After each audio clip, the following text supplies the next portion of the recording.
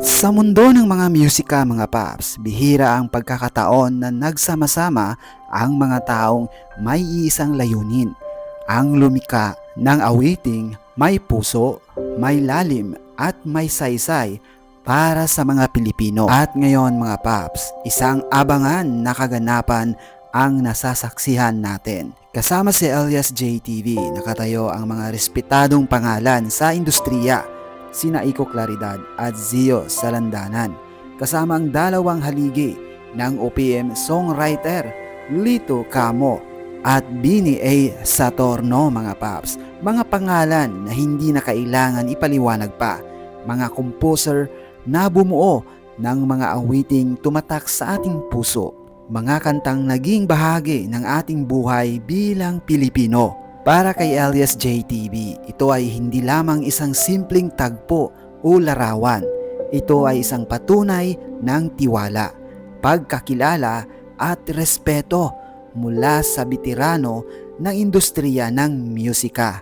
Isang artist na nagsimula sa pangarap, sa sipag, sa tiyaga at sa paniniwala na ang musika ay hindi lang para sumikat, kundi para maghatid ng mensahe at inspirasyon mga paps. Sa gabay ni Miss Odessa ng Prime Fortune Talent Management Unlimited, nabuo ang isang kolaborasyon, hindi lang pang entertainment, pang kasaysayan.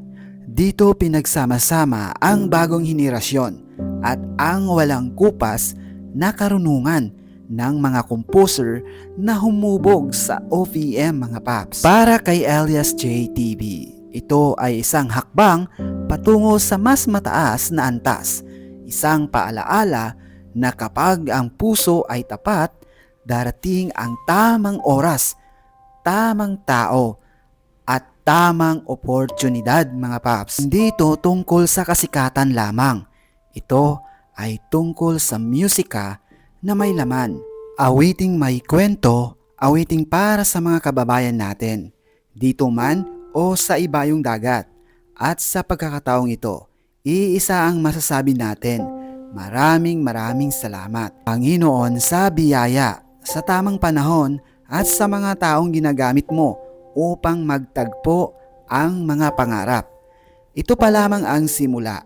Mas marami pang awitin, mas marami pang kwento, mas marami pang tagumpay para kay Elias JTV. Ang landas ay malinaw patungo sa musika na may puso, dangal at pagmamalasakit sa Pilipino. Abangan! So ayan lang mga paps yung ating storytelling for today's video. At kung nagustuhan mo naman ang video ito, paki-like, comment nyo na rin kung ano masasabi nyo. Then paki-share na rin mga paps para mas marami pang makapanood ng mga solid uwahay, Luzon, Visayas at Mindanao. At sa lahat po ng mga OFW, maraming salamat po. Stay safe, stay healthy, and God bless. Uhay!